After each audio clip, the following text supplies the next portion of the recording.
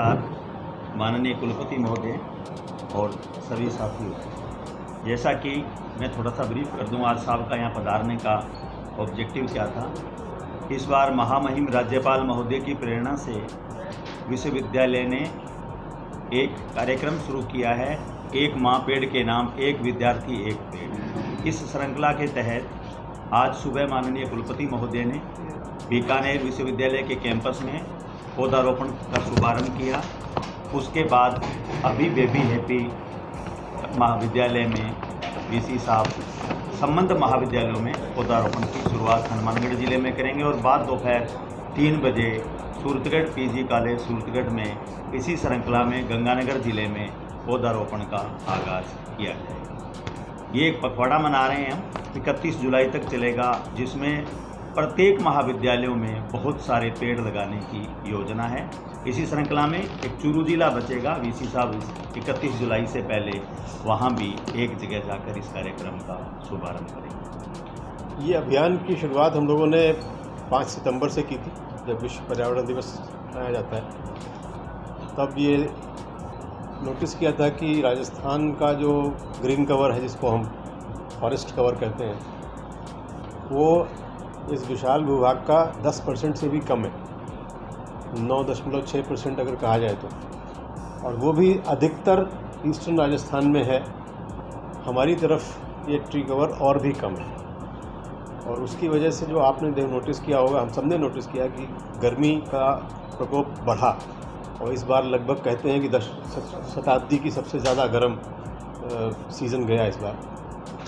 जाहिर है उसका सभी जगह इम्पैक्ट जाएगा, पानी के ऊपर इम्पैक्ट जाएगा, पशु पक्षियों के ऊपर, हम लोगों के ऊपर, और उसको ठंडा करने के लिए हम एसी का प्रयोग करेंगे। एसी बाहर के पर्यावरण को और अधिक गर्म करेगा। तो बैक टू नेचर ही हमारे पास एक सलूशन है जो हमें सोचना चाहिए। वो संकल्प करने के बाद एक चीज़ शायद आप लोग जानते हो कि महाराजा गंगा सिंह विश्वविद्यालय का अपना परिसर काफ़ी बड़ा है, और उस करीब 1127 बीघा, तो बड़ा कैंपस होने के नाते ये प्रयोग हमने अपने यहाँ से प्रारंभ किया। और इस बार के दीक्षांत समारोह से हमने कैंपस में ही 20 एकड़ की भूमि को, जो हमारा जंगल का एरिया था, उसको बायोडाइवर्सिटी पार्क के रूप में विकसित करने का संकल्प कर लिया। और हमारे पास जो वाइल्ड लाइफ कैंपस में अभी भी है, उसको संरक्षित और संरक्षित करते हुए उसको एक जंगल का शेप देने की मुहिम चालू की।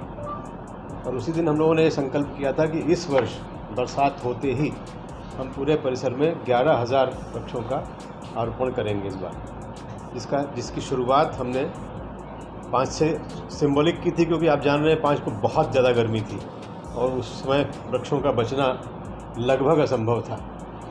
तो उसको हम लोगों ने, महामहिम जी की प्रेरणा एक और आई कि उन्होंने कहा एक वृक्ष माँ के नाम आज से प्रारंभ किया है, आज 11 को ही है।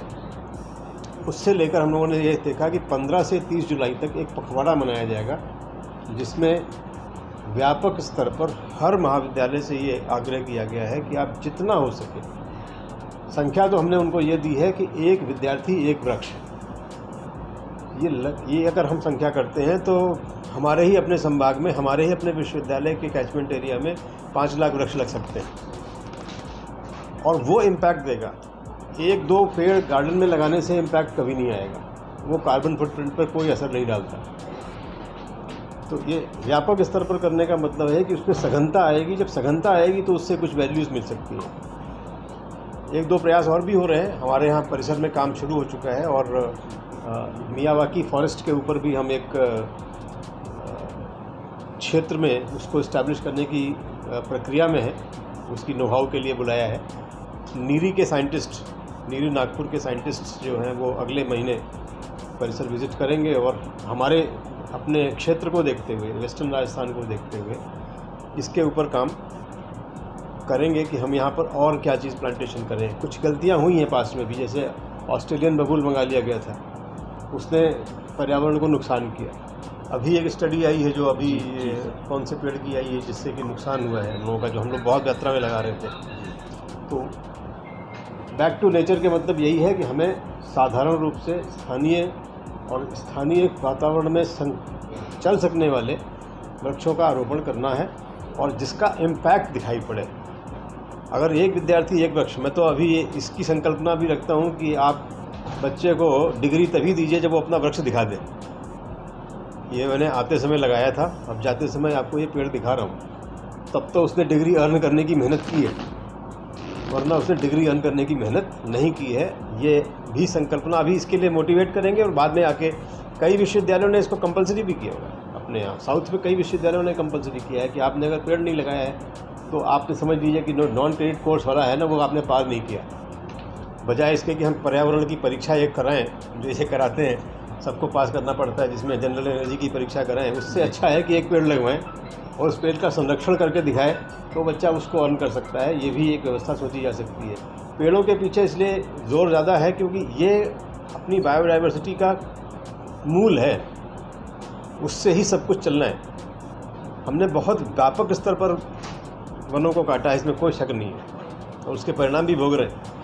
अब जितना बचा है हमारे पास उसको कितना गहरा कर सकते हैं। वेस्टर्न राजस्थान के पास सबसे बड़ा एडवांटेज है कि हमारे पास भूमि है,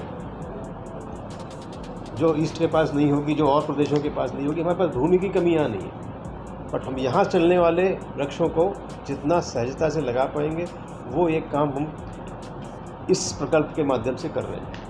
एक काम हम और कर रहे हैं जिसमें आप लोगों का सहयोग, खासतौर से तरुण जी, आप लोगों का सहयोग चाहिए होगा। विश्वविद्यालय, अपने महाविद्यालय की ओर से भी आप थिंक टैंक कर सकते हैं। ये पहली बार हो रहा है कि विकसित भारत 2047 की जो परिकल्पना प्रधानमंत्री जी ने दी थी, उसकी परिकल्पना के साथ साथ विकसित राजस्थान 2047 की भी परिकल्पना आई थी। लेकिन उसमें एक और चीज़ उन्होंने अच्छा काम ये किया है कि विकसित राजस्थान को उन्होंने कई हिस्सों में बांट दिया।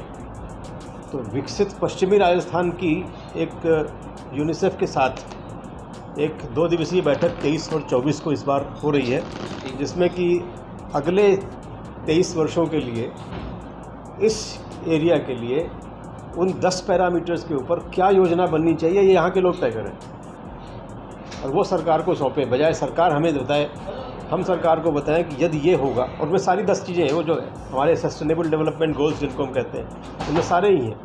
पर्यटन भी है, कृषि भी है, उद्योग भी है, खेल भी है, सभी के लिए एक चिंतन बैठक है 2-3 की हम लोग कर रहे हैं। यूनिसेफ के साथ सपोर्ट कर रहे हैं, कई स्पेशलिस्ट बुलाए हैं। आप लोगों से ये रहेगा कि ग्राउंड में क्या चीज़ हो सकती है और क्या चीज़ सोची जा सकती है। वेस्टर्न कहना भी बाहर के आदमी के लिए पूरा वेस्ट हो जाता है, दिशा हो जाती है, लेकिन हमारे लिए हमें पता है हमें वेस्ट में भी 2 हिस्से हैं।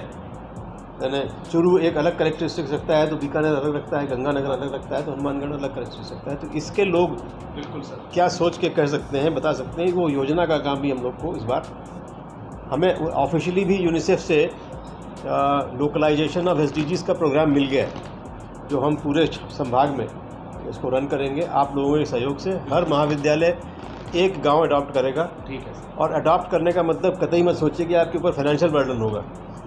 फाइनेंशियल बर्डन नहीं होगा, आपके ऊपर काम का बर्डन होगा कि आप यहाँ के लोगों के साथ, गांव, इस बच्चों के साथ, गांव के लोगों के साथ उस गांव को कैसे परिवर्तित कर सकते हैं। उसमें यूनिसेफ का सहयोग करना है।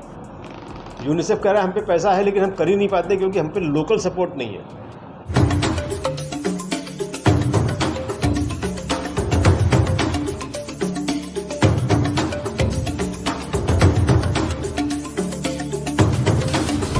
आप देख रहे हैं Hindi news channel public plus Rajasthan. यदि आपने हमारे चैनल को अभी तक सब्सक्राइब नहीं किया है तो सब्सक्राइब करें और पेज को फॉलो जरूर करें। अपने क्षेत्र की ताज़ा व सटीक खबरों को देखने के लिए हमेशा जुड़े रहे पब्लिक प्लस राजस्थान।